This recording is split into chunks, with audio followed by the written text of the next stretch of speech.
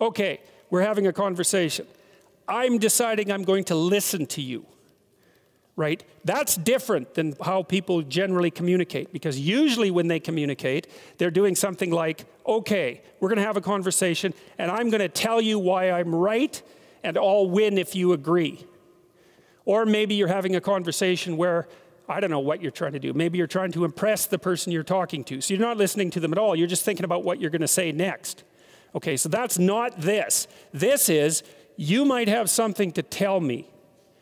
And so I'm going to listen on the off chance that you'll tell me something that would really be useful for me to know. And so if you agree with me and I find that out, I know nothing more than I knew before. I just know what I knew before. And maybe I'm happy about that because, you know, it didn't get challenged. But I'm no smarter than I was before. But maybe you're different than me. And so while I'm listening to you, you'll tell me something I don't like. Maybe it's something I find contemptible or difficult, whatever. Maybe you'll tell me something I don't know, and then I won't be quite as stupid. And then maybe I won't run painfully into quite as many things. And that's a really useful thing to know, especially if you live with someone and you're trying to make long-term peace with them, is they're not the same as you. And their way they look at the world and the facts that they pull out of the world aren't the same as your facts. And even though you're going to be overwhelmed with the proclivity to demonstrate that you're right, it is the case that two brains are better than one. And so maybe 9 of the 10 things they tell you are dispensable, or maybe even 49 out of 50, but one thing, all you need to get out of the damn conversation is one thing you don't know. And one of the things that's very cool about a good psychotherapeutic session is that the whole conversation is like that. All you're doing is trying to express the truth of the situation as clearly as possible. That's it. And so, now, Roger's proposition, and I'll tell you why he derived it, was that if you have a conversation like that with someone, it will make both of you better. It'll make both of you psychologically healthier. So there's an implicit presupposition that the exchange of truth is curative. Well, that's a very cool idea. I mean, it's a very deep idea. It's the idea upon which Western civilization, although not only Western civilization, is actually predicated. The idea that truth produces health. But for Rogers, that was the entire purpose of the Psychotherapeutic Alliance. You come to see me because you want to be better. You don't even know what that means necessarily, neither do I. We're going to figure that out together. But you come and you say, look, things are not acceptable to me, and maybe there's something I could do about that. So that's the minimal precondition to engage in therapy. Something's wrong, you're willing to talk about it truthfully, and you want it to be better. Without that, the therapeutic relationship does not get off the ground. And so then you might ask, well, what relationships are therapeutic? And the answer to that would be, if you have a real relationship, it's therapeutic. If it isn't, what you have is not a relationship. God only knows what you have. You're a slave, they're a tyrant. You know, you're both butting heads with one another. It's a primate dominance hierarchy dispute. Oh, I don't know, you're like two cats in a barrel or two people with their hands around each other's throats. But what you have is not a relationship.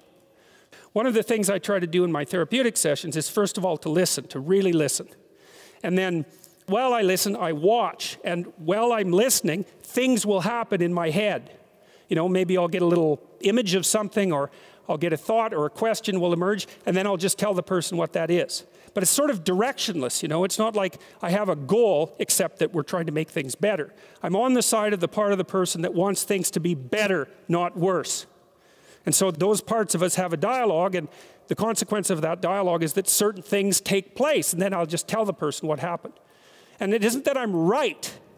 That's not the point. The point is that they get to have an hour where someone actually tells them what they think. Here's the impact you're having on me. This is making me angry. This is making me happy. This is really interesting. This reminds me of something that you said an hour ago that I don't quite understand. And the whole point is not for either person to make the proposition or convince the other that their position is correct, but merely to have an exchange of experience about how things are set up. And it's extraordinarily useful for people because it's often difficult for anyone to find anyone to talk to that will actually listen. And so another thing that's really strange about this listening is that if you listen to people, they will tell you the weirdest bloody things so fast you just cannot believe it. So if you're having a conversation with someone and it's dull, it's because you're not listening to them properly, because they're weird. They're like wombats or albatrosses or rhinoceroses or something. Like, they're strange creatures. And so if you were actually communicating with them and they were telling you how weird they really are, it would be anything but boring. And you can ask questions. That's a really good way of listening. But one of Roger's points is, well, you have to be oriented properly in order to listen. And the orientation has to be, look, what I want out of this conversation is that the place we both end up is better than the place we left. That's it. That's what I'm after. And if you're not after that, you got to think, why the hell wouldn't you be after that? What could you possibly be after that would be better than that?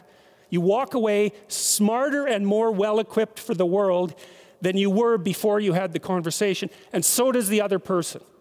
Well, maybe if you're bitter and resentful and angry and anxious and, you know, generally annoyed at the world, then that isn't what you want. You want the other person to walk away worse, and you too, because you're full of revenge. But, you know, you'll get what you want if you do that.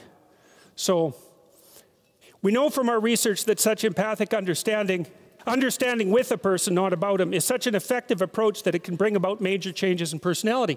Some of you may be feeling that you listen well to people and that you have never seen such results. The chances are very great that you have not been listening in the manner that I've described. Fortunately, I can suggest a little experiment that you can do to test the quality of your understanding.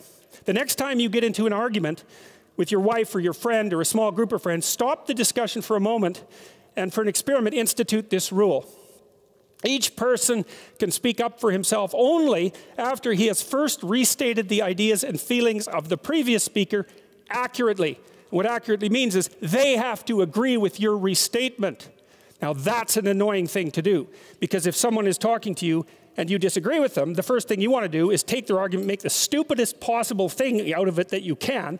That's the straw man, and then demolish it. It's like, so then you can walk away feeling good about it, and, you know, you dominated them really nicely. But that isn't what you do. You say, okay, well, I'm going to take what you told me, and maybe I'm even going to make your argument stronger than the one you made. That's useful if you're dealing with someone that you have to live with, because maybe they can't bloody well express themselves very well, but they have something to say. So you make their argument strong. All right, then you see what this would mean.